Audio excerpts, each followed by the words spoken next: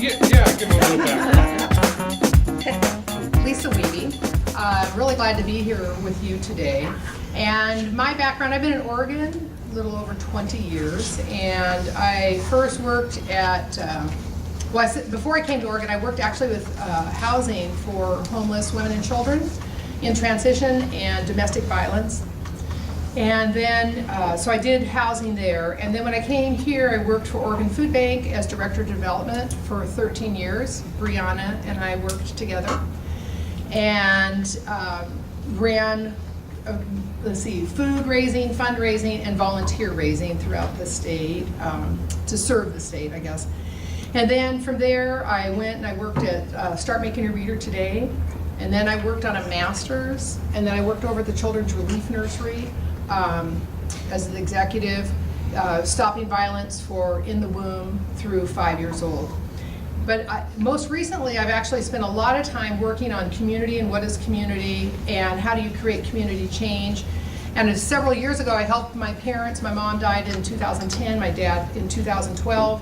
So I feel like I really got my introduction into housing. My parents were in their own home until 90 and 88. And my mom's comment as we helped move them out, was that she had been really lonely.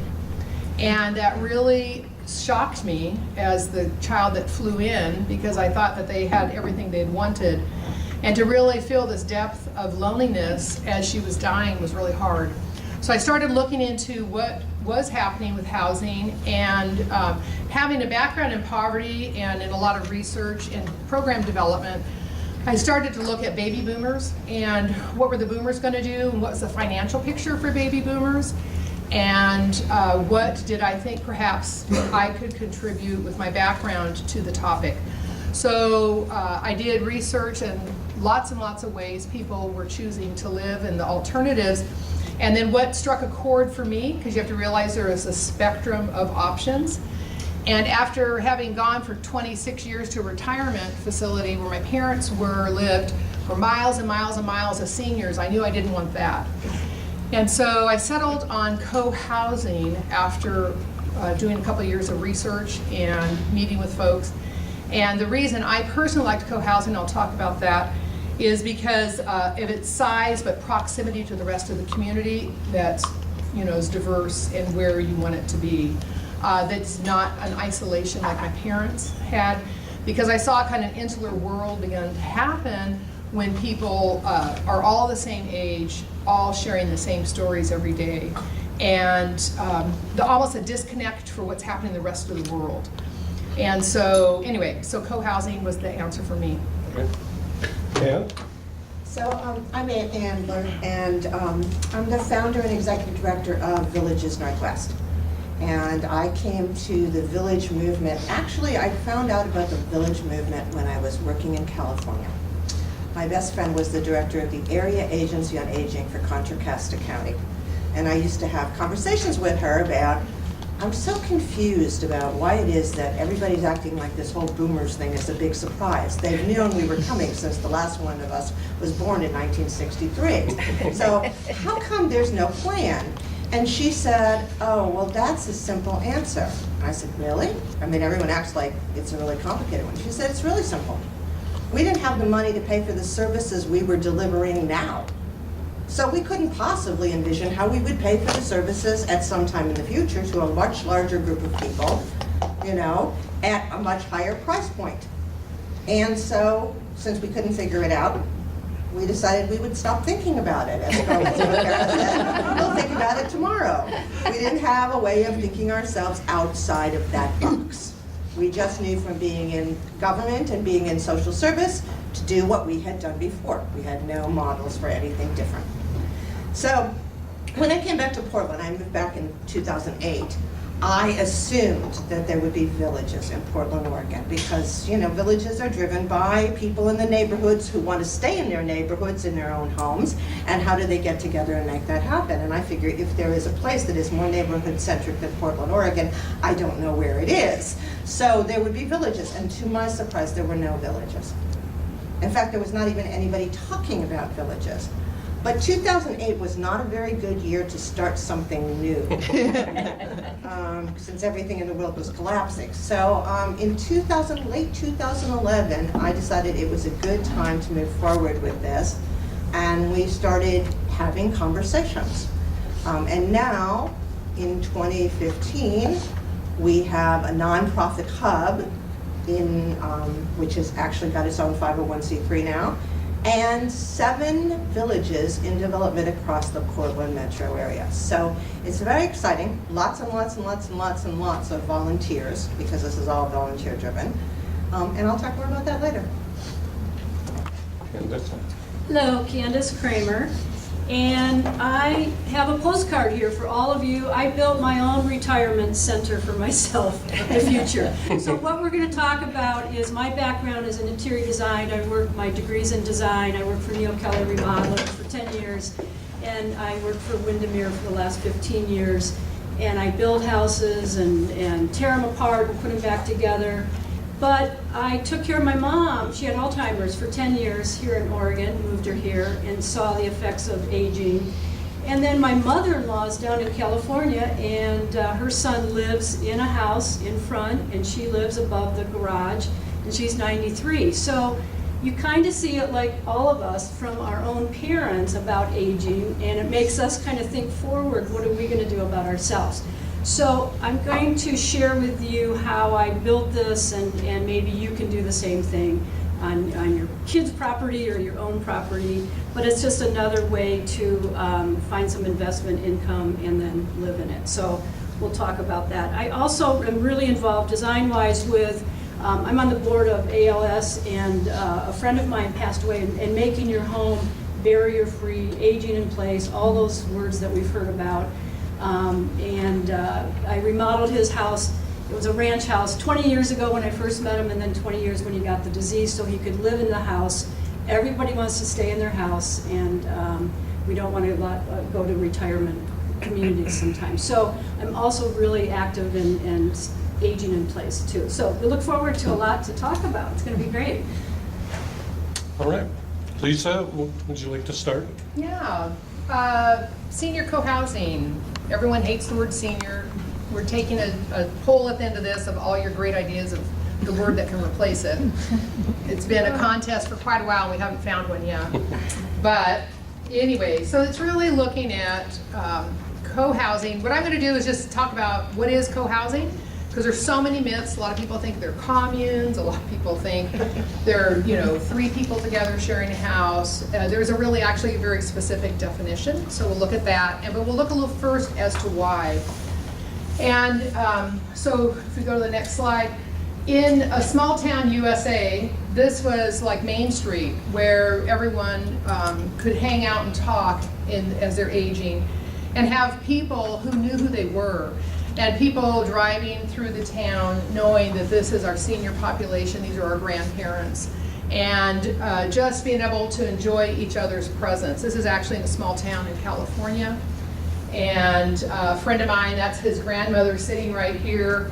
And so as she aged, the community was able to come around to her house for the last few years, making sure that she had meals, making sure she had the newspaper, making sure that she had someone to talk to, play checkers with, whatever it is that she wanted. It was in her space. And so the community can really rally in small towns. But what's really happened, after World War II, we came up with really big, huge neighborhoods. I know I grew up in brand new neighborhoods as a kid in California, where the landscape was just, bowled over with bulldozers, and you end up with lots of streets, no sidewalks, garage doors, and there's not really a sense of community. There's a sense of how do you get the most houses on the space for really financial gain of the developer, not for community development. And so this is actually a photo out in East Portland. And so that's a current landscape. But what happens here is people don't know each other because there's not really a sense of how to connect. We also go into the urban landscape. This is in Northwest Portland, of looking at the friendliness of this very approachable building. For sure, you're going to get to know your neighbors. It's a great place to hang out. Again, people are just trying to maximize space, get people in, and not designing for what would be called, design can create living spaces, spaces for life to exist. We have a lot of spaces where life does not exist in architecture. And so if we move on, we'll start looking at the term from cohousing came out of Denmark. There were some architects that studied in Denmark and kept walking by on the way to school this place. There was all this life, all this chatter, and the rest of the neighborhoods were very quiet. So for several years, they're just seeing all this chatter, all these people, all this gathering, but the rest of the neighbors weren't doing that. So they stopped and said, what's going on? And they're just like, we're a living community. Like, we designed this place. We have selected, and it was the introduction of the concept of co-housing to the architects. And so this is actually some people sitting having their supper. These folks, co-housing started intergenerational, and then these folks were in intergenerational and decided to build the first senior co-housing, they don't use that term, in Denmark, because they had aged to a place where they wanted to have conversations where they could hear each other. When it's intergenerational, spaces, common spaces are developed for the development of children, for the interaction of children. As you age, your hearing starts to go, some of the noise, it's not for everybody, but for some people saying, I actually can't relax as much, and I really need my peers at this point, and I just need to have a glass of wine rather than eat at McDonald's. You know, so it's a fair comparison. All of these options are individuals. We have to realize each one of us has kind of a desire that we want to live out in our life, and we have to look at what are solutions for doing that. These people did that. So this I was talking about in North America when it first came, there's about 130 co-housing communities across the US. They did start intergenerational, and right now there's only 6 that are senior. And it's only been in the last 5 years that they started to develop. So what is co-housing? Why would anybody care about it? Well, there's 6 great characteristics. First, it's participatory. If you look at a lot of buildings, or you look at condos, you look at facilities that are operated by others, that's not always a participatory. There's usually a power structure above you. In co-housing, the residents actually get together and they design the facility themselves. They decide the rules for themselves. They decide what is the ethic of our community, what are the values of our community, what's the mission of it. Some are going to be art communities, some are going to be maybe social justice, some are going to be educational. What pulls that community together? You know, the environmental issues, who might be our strategic partners out into the community, and what do we want to just live as. So they help design their facilities, they get together with architects, they don't move into an already pre-designed facility. So they're making decisions about what to do in my personal space and what to do in the community space. And so talking about adaptability of the buildings and the structures, being able to accommodate and facilitate any of the health needs of the participants. Creating a sustainable lifestyle. Most co-housers are very worried about climate change and the environment, smaller footprint, less energy, more efficient with their finances, more efficient with being able to share things. So they also have a variety of neighborhood designs. There's going to be anywhere from like small cottages that are like garden cottages to a more, this is what the same facility. With it, they have a lot of garden right in the middle of how they live. And so they'll go from looking like condos to houses, row houses. Some have lots and lots of space. Some are connected to farms. Some are really walkable. You walk right out and you have Starbucks and the coffee shop next to you. It depends where people want to live. So urban, suburban, and rural. This is an example of one facility that it's in a U shape. It's in Grass Valley, California. It is a senior co-housing. They actually look out to the Coast Range, but they have a stunning walkway down to the creek. They have all kinds of gardens. You can't particularly tell, but they really wanted to access the views, and they really wanted to have a minimum space on the land, so their footprint, so they could have more land to grow on. And then there's all kinds of little alcoves that are built to make sure that people are seeing each other as they come in and out of the facility. And this is one in Oklahoma that's also senior, more of the garden houses. And then they all have common facilities. You're gonna have private quarters, but you have common facilities where people come together to, whether it's eat meals, have a meeting, just chat. There's yoga rooms, there's libraries. It depends again on the community, what they decide to build into it. A lot of people will put a media center and dump their TVs and become much more interactive. They do dancing and things in the common spaces. Obviously, they share lots of meals. And that was in America, looked just like the one in Denmark. You know, bottled wine. It was kind of fun. Almost can't tell. Again, spaces for people to gather spontaneously at night and have, you know, start singing. And people are gardening together, playing a lot of music. People have, you know, dusted off instruments, haven't played for in years, and they feel the courage, or they're just having a great time. The residents manage this facility. There's not a property manager unless you hire one, but all the decisions about what to do and how to facilitate the organization and how you're going to make decisions about the place. And this is more shared spaces, tools and things. You don't need 7 lawnmowers or 25 rakes. It's non-hierarchical, and they use typically a consensus or a modified consensus process.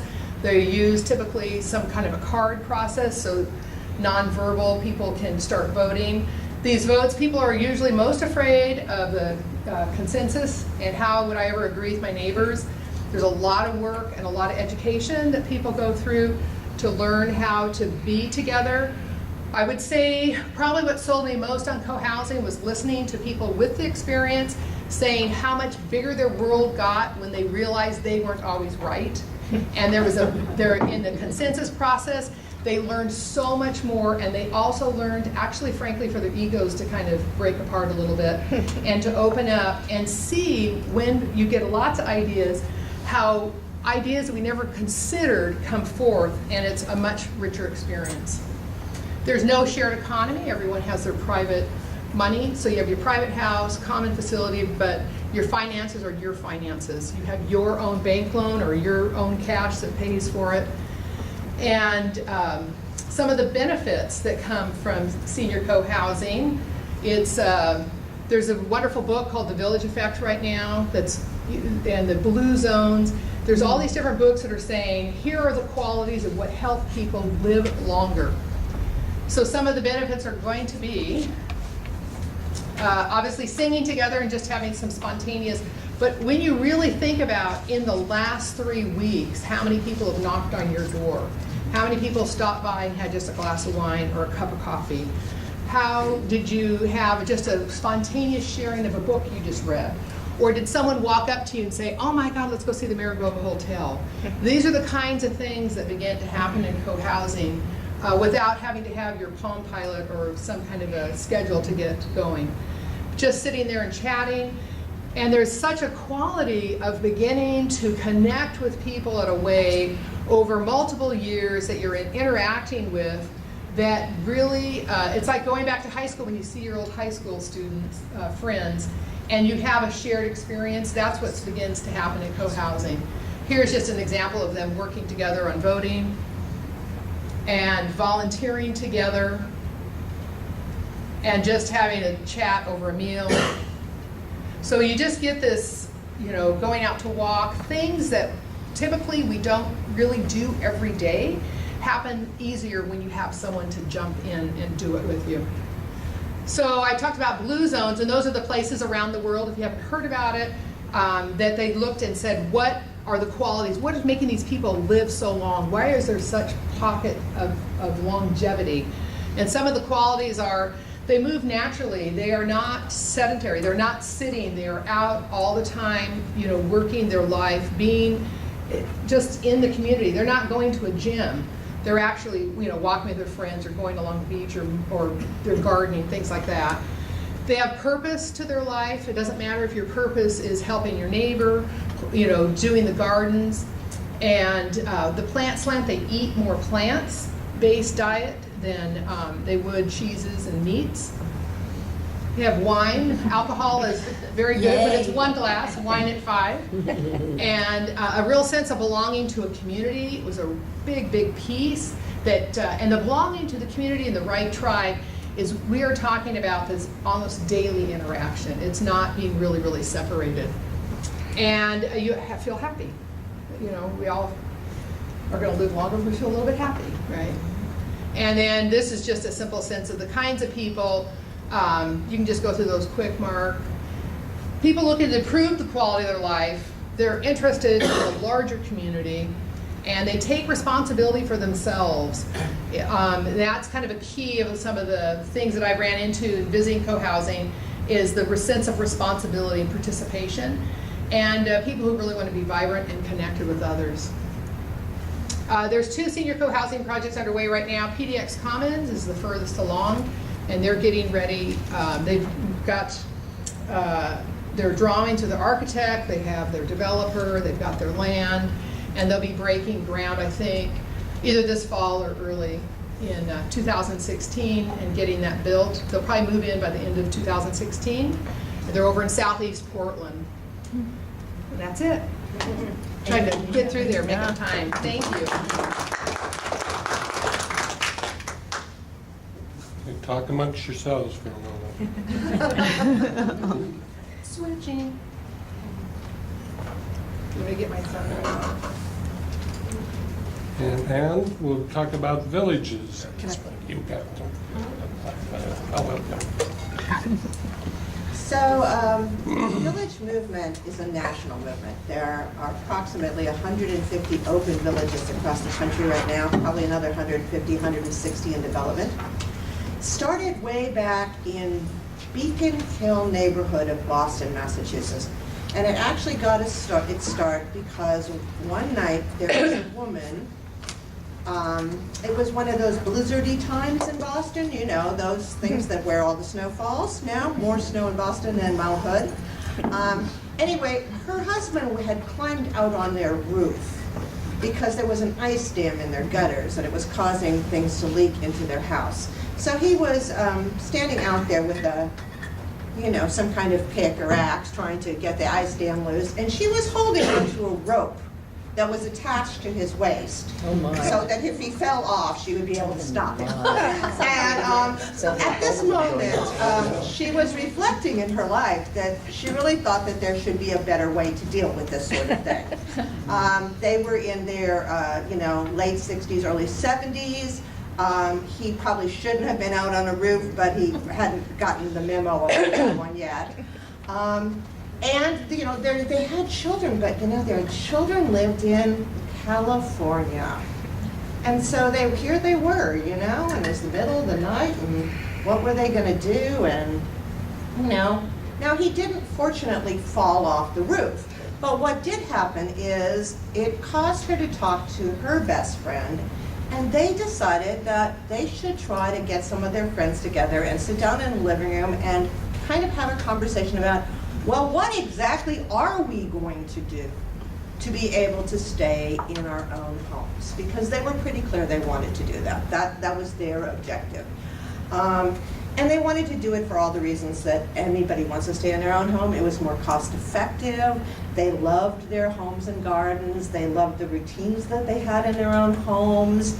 The person who's the head of the Beacon Hill Village put it, she really didn't want to go somewhere where a social worker half her age told her what time she had to eat and what games she should play or any other form of her life. She really wanted to be in control. So they got 11 or 12, the story varies, people together, and they decided that they needed to figure out how they would rally the people who lived in their neighborhood. Not just their immediate neighbors, not just the people who lived in their apartment buildings, but like people throughout their entire neighborhood to be involved in a process of providing support for each other. because it occurred to them that if you could get a lot of people involved, it would make for, many hands make light work. If you had a number of people to drive, you'd probably get a ride, whereas if you only have one, you might or might not. So they had this sort of bigger vision, and they called this thing a village. So that's where this all started. And so our mission for Villages Northwest is really to make it possible for more Pacific Northwest residents to age in place by making villages throughout the Portland metro area. Okay, so I need to begin by saying that the term village is very confusing to people, and it's confusing because it's been co-opted by developers. There's Candace Village, there's Mill City Village, there's any kind of village, and so people think it must be a retirement community or a housing development or something that is actually a brick and mortar place. And villages are not. You are part of a village if you decide to join. And villages serve geographic areas. They serve one or more neighborhoods. And people live wherever they live inside those neighborhoods. So if you live in your own home, you can become part of the village. If you rent an apartment that's inside these boundaries, you can be part of the village. If you are, living with your kids or in an ADU, you can become part of the village, because the village is connecting you to a broader community of people who are going to be part of your aging and community. So what we say is that it's a coordinated network of volunteer support and reduced cost professional services that make it possible for you to age in your own home. Okay. So you've basically covered this. You want to go on? So how do villages start? Real simple. Somebody who lives in a neighborhood at this point decides they want to have a village. They read about it on the internet, they came and heard a presentation, they have a friend who has a village in development in their neighborhood, and they contact Villages Northwest. And usually at that point, we help them organize presentations in their neighborhoods. And the whole purpose of that is to begin to coalesce a group of people who are interested in having a village for their neighborhood. Now, people say, well, how does this work with nonprofits and other things? How does this work with Elders in Action? People always ask me, well, isn't Elders in Action going to do this? And I'm like, no, that isn't their mission. They have a different mission.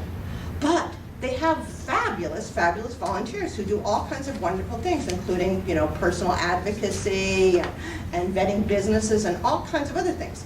So the village is never, ever, ever going to do any of those things. What the village is going to do is contact Elders in Action and figure out how to work with the Elders in Action volunteers to bring those services to the village members. And it's the same with any other form of services. Okay? So, first thing that villages do is make it their business to know what are all the things that are available inside their boundaries. So for instance, Eastside Village, which is the first one that's going to launch. It's going to launch in September of this year. Basically runs at this point from I-84 down to the southern boundaries of Portland. So we're talking about a big chunk and most of the southeast uplift neighborhoods. Okay? So 23 neighborhoods actually, more or less. And we always talk about it like Eastside Village North, which is north of Powell, and then Eastside Village South, which is south of Powell. Okay? There are many services that are already being delivered within those boundaries. For instance, Ride Connection, good example. Now, you have to know how Ride Connection works. How does Ride Connection work? How would we connect our members to Ride Connection? How would we make that possible for them to use that service? Because believe it or not, if you have never used any of these services before, you might not want to take it on for the first time by yourself when you're, 82. So part of what the village does is help people understand what's available to them and how to navigate those resources. But there's a bunch of things that are not available to people. So let's try this one. You guys probably know the answer to this. What time does Ride Connection stop driving every day? 5 or 6. Yeah. 4. 4 o'clock in the afternoon. So if you have a ride and it's after 4 o'clock in the afternoon, so you have somewhere you want to go, you're not going to be using Ride Connection to get there. It's just not going to happen. They also don't drive on the weekends. So now you are a senior. You've given up your car. If you have ride connection as your only means of getting transportation, it means you're not going anywhere again after dark or on the weekend. It's just not available to you. However, what a village will do for you is that it will recruit, background check, and train drivers in partnership with Ride Connection who will drive during that gap. They are the people who actually will be driving on the weekends and at night. Okay, so that you see how that works. One of the things that we do with our volunteers is that all the volunteers who are part of the village movement and are going to go in a member's home are all background checked.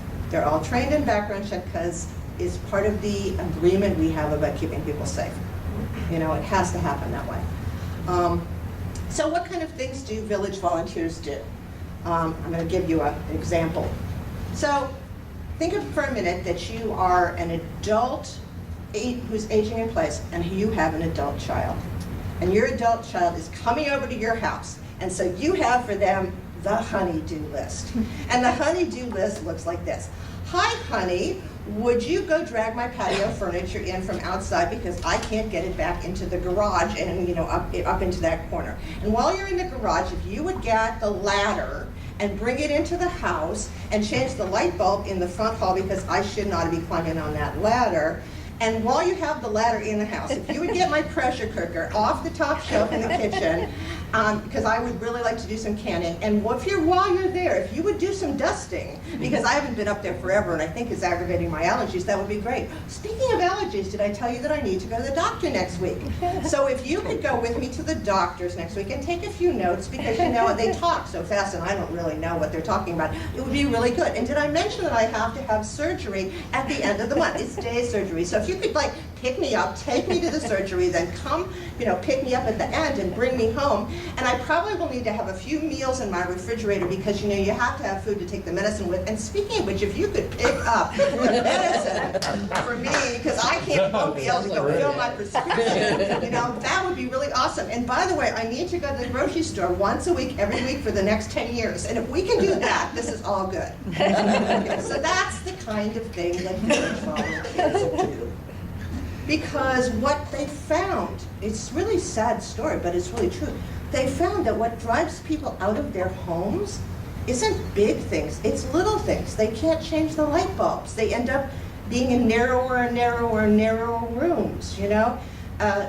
All kinds of things break and they can't deal with the repairs. They can't get in and out of their house. They become isolated because they're alone.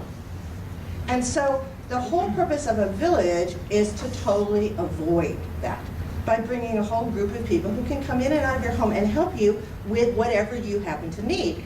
And we're all not going to need the same thing in the same order, by the way, in case you were wondering. So the other pieces of it, what about the stuff that you do need that you shouldn't have a volunteer do? Like your plumbing, your electricity, those things, your roofing, you know, the stuff that if a volunteer who's not a licensed bonded contractor does it, what's going to happen is they're going to void your homeowner's insurance. So what do you do then? Well, it's, you know, the other day I had to have I was driving my car and all of a sudden the dread service engine soon light came on. And of course, I cannot tell you how little I understand about automobiles. I mean, I am completely ignorant on this subject. I don't know what that means. I don't know. I know it's bad, and I know I'm supposed to go somewhere. But how do you discover which mechanic to go to if you know nothing about cars? How do you know that the person you're talking to is giving you the straight scoop? If someone came to my house and my furnace wasn't working and they said, you need a new furnace, I would be like, have a master's degree.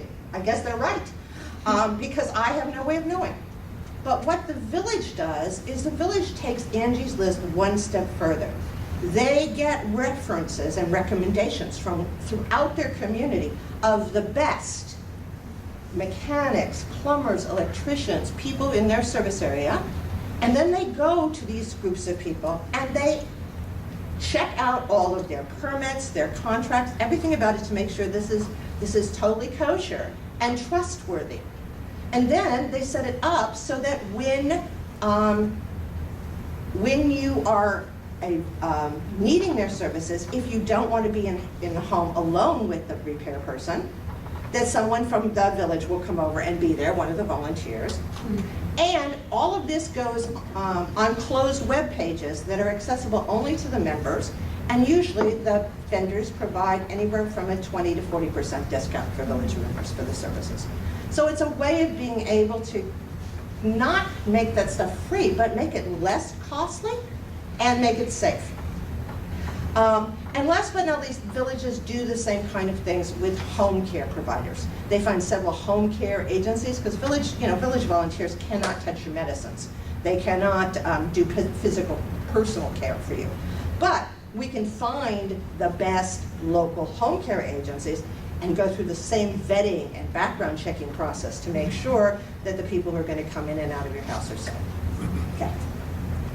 Now, in addition to services, because life is not just what you're going to need so that you don't fall down and go boom, villages also organize and plan tons and tons of programming. And they do programming in 3 different ways.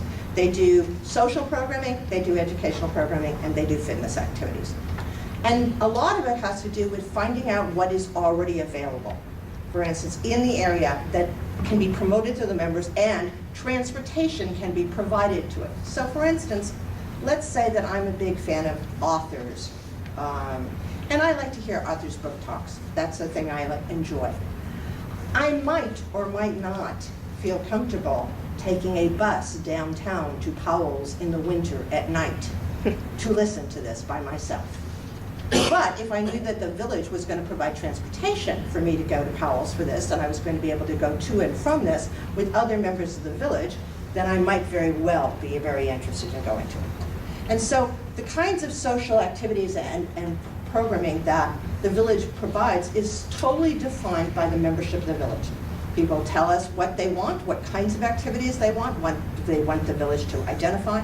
If you're in Boston, they do kayaking on the Charles. I would actually think we should do a dragon boat. I have this vision that we're going to have a village dragon boat, and we could all do that. But we'll see if that happens.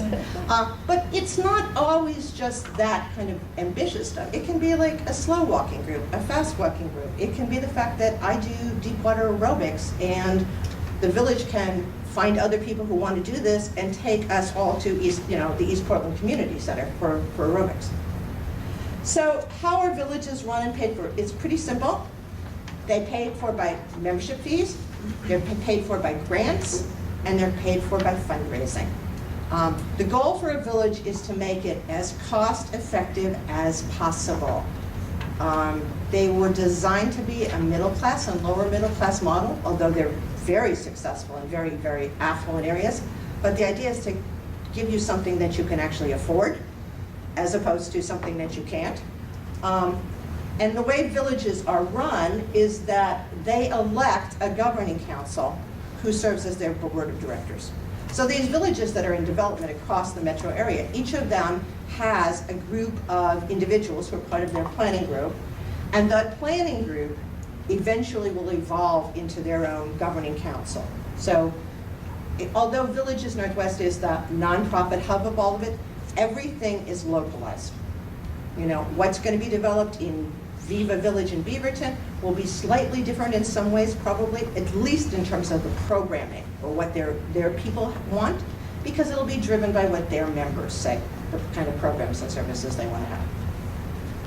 So you can go ahead. This is just, so where are all these villages? In Multnomah County, we have 4 in development.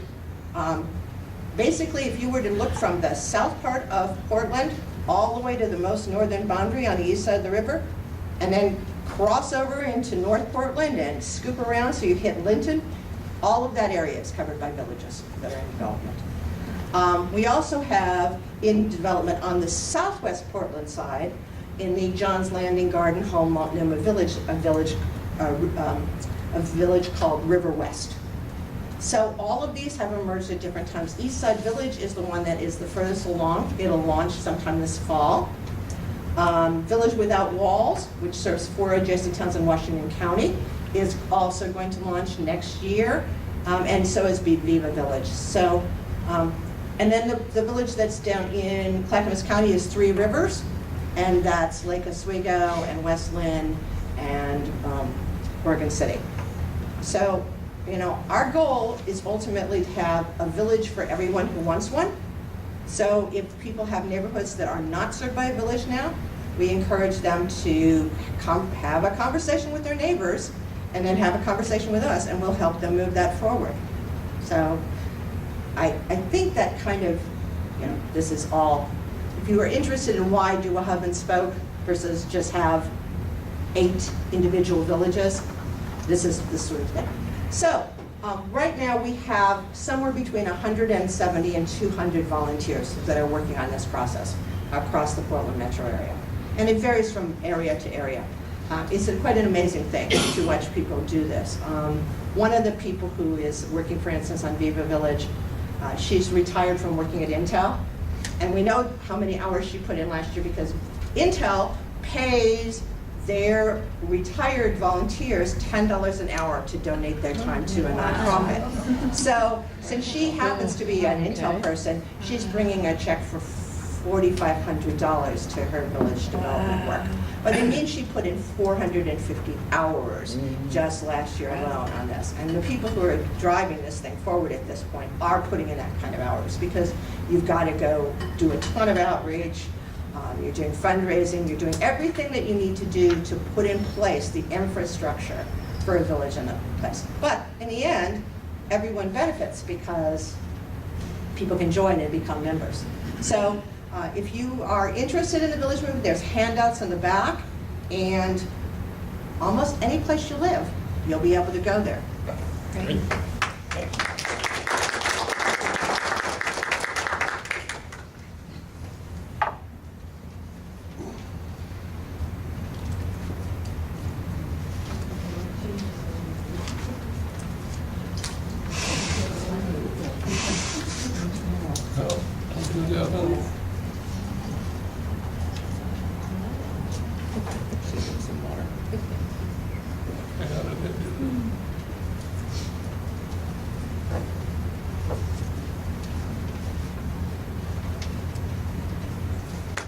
Give me a pause here if it works. Yay, Mark. It's like landing a plane. Almost.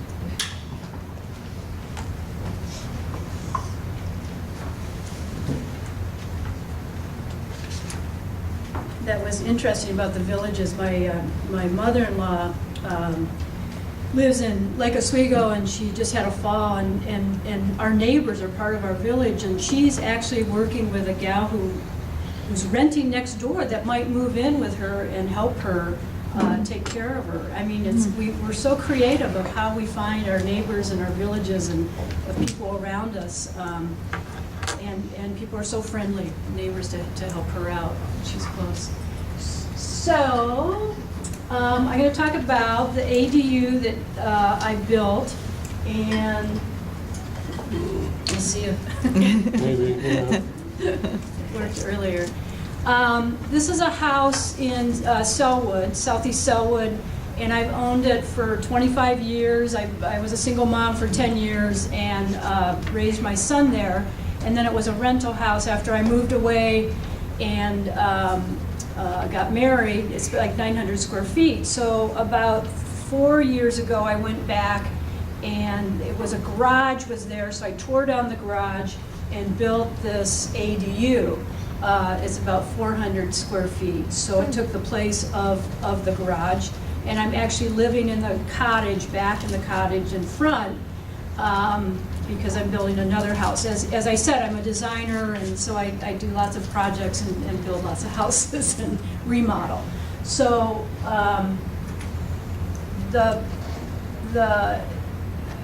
you're going to see what it looks like, and it's just a good income vehicle for me right now as well, because I rent it out on Airbnb. So the postcard that you have in front of you, there's an Airbnb site. If any of you know about Airbnb, it's a rental. You can rent a room, you can rent a house, you can rent a yacht, you can rent anything. So when I've traveled to Chicago or Amsterdam, I've used Airbnb. And So you go online and you find a place that you want to rent, and I have people come and visit me from all over the world. So that's what the postcard is, that site, so you can go there. All right, we have it live. So this is how it started in 2012. I went to this summit.